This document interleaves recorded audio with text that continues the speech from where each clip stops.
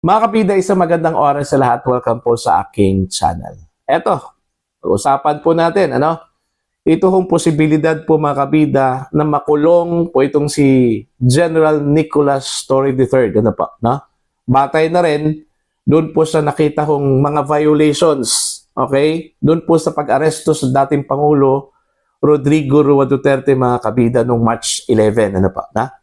Kung maalala po ninyo, nung pong pagdinig po ng Senate Committee on Foreign Relations chaired by no less than Senator Amy Marcos, mga kabida, isa sa mga resource persons na kanila pong inimbita ay ito pong si former Supreme Court Associate Justice Adolf Ascuna. No?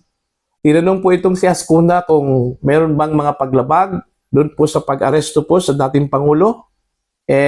Sinabi po ng dating Associate Justice po na meron. Okay? Meron siyang nakitang mga paglabag, lalong-lalo na po doon po sa due process po mga kabida, no? Okay?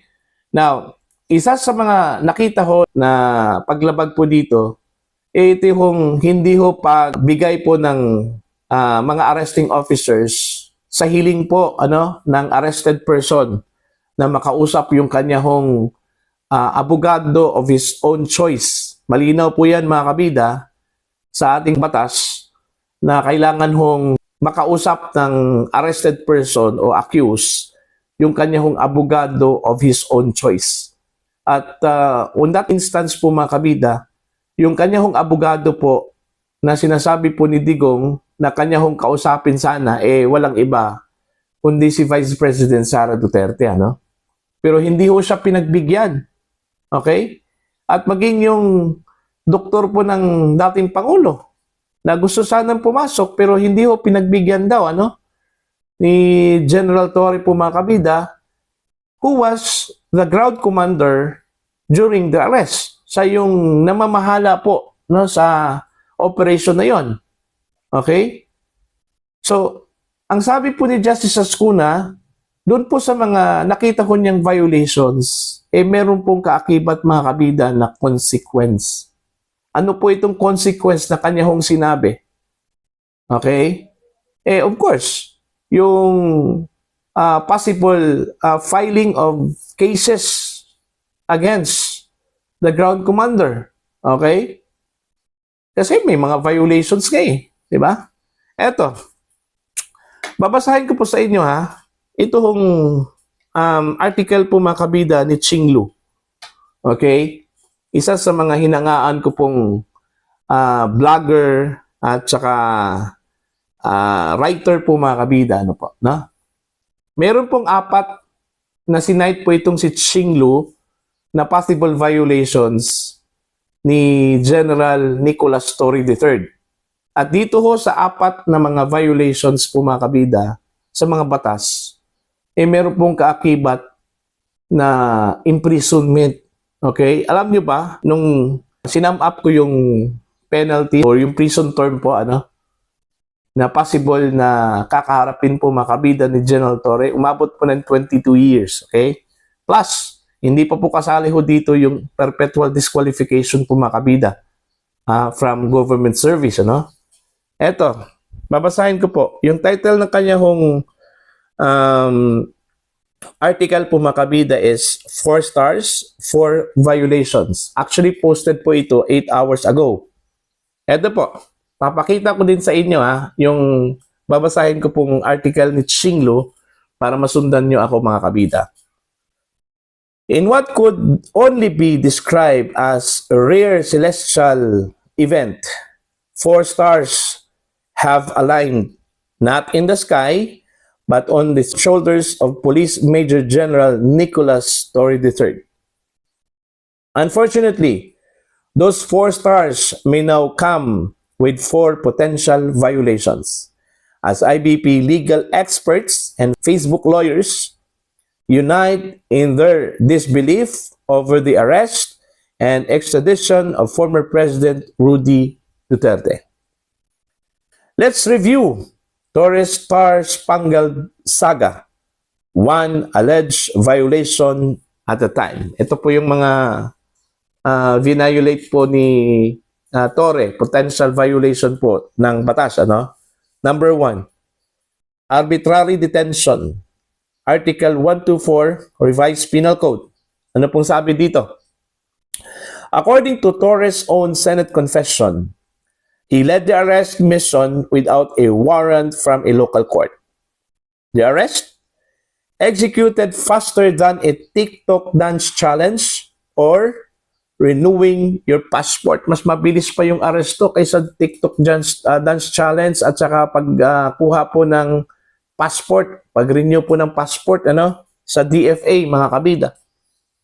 If proven guilty, sabi po dito ni Chinglo, Tory could enjoy 6 years behind bars. Ironically, in the kind of cell he usually orders people into.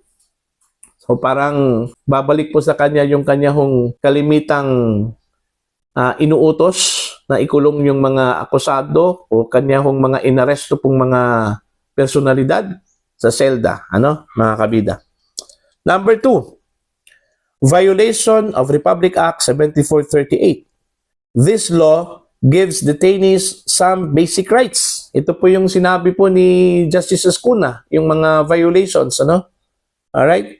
Like seeing a doctor of his choice, talking to a priest, or being visited by immediate family. But in this case, former President Duterte wasn't even allowed to be attended to by his own doctor, whisper to his confessor, or hug his daughter Sarah goodbye. Where's the humanity, sir? Even movie villains get their one phone call. If proven guilty, Tory could face 4 to 6 years in jail and a fine that wouldn't even cover a buffet for 2 at Vikings. Sulit, di ba? Number 3, violation of the Anti-Graft and Corrupt Practices Act, Republic Act 3019. This one's chef's kiss of violations if the operations involve manifest partiality, bad faith, or just good old-fashioned incompetence, then congratulations, you just unlock RA 3019.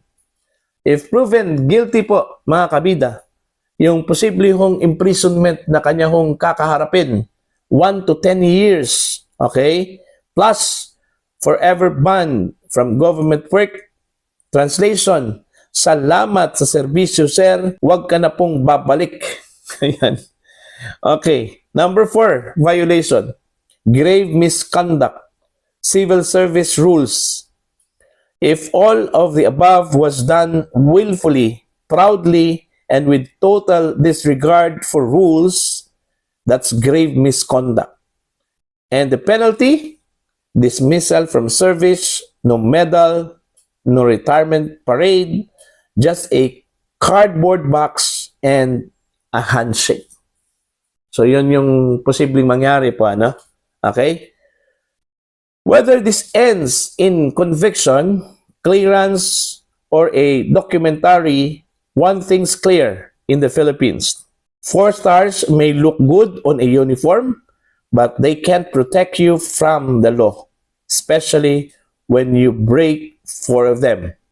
Abangan ang susunod na kabanata because in this country, even arrests come with Rappler's interview, Senate hearing, press cons, and potential jail time for the arresting officer.